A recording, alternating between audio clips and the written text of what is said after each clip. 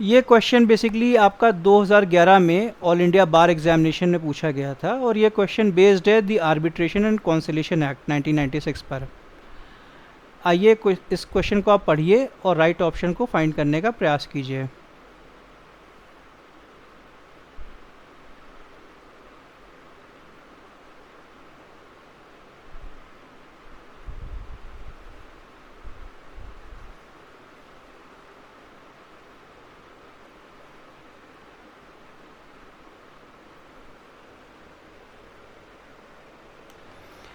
तो प्रश्न ये है, द आर्बिट्रेशन और conciliation act 1996 rules of procedure for domestic arbitration.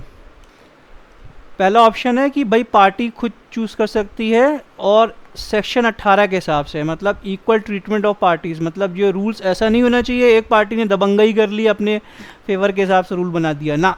यदि ऐसा होता है तो भाई बात नहीं बनेगी। अब दूसरा है कि भाई जो आर्बिट्रल ट्रिब्यूनल बन गया वो रूल बताएगा, रूल ऑफ प्रोसीजर। कहीं ऐसा लिखा है कि वो लोग बताएंगे कि हम इस रूल से करेंगे, कहीं लिखा है? तो भाई ये तो नहीं लिखा है, ठीक है। अब कोर्ट बताएगा कि क्या रूल्स ऑफ प्रोसीजर होंगे जिसके जुरिस्डिक्शन में पंच बैठे हुए हैं ना। अब न्यूयॉर्क कन्वेंशन और जेनेवा कन्वेंशन के हिसाब से चीज़ चलेगा। अब बात है डोमेस्टिक आर्बिट्रेशन की और ये है इंटरनेशनल कन्वेंशन, तो भैया कुछ मेल मिलाप हो रहा है ना, तो भाई काट दो सीधे। अब भैया लॉ कमीशन, भाई लॉ कमीशन की बातें माननी बहुत ज़रूरी है। हाँ, लॉ कमीशन बताएगा, भाई ये भी बात नहीं बन रही है, ठीक है। तो सीधे सीधे एक ही ऑप्शन बचता है, वो है ए।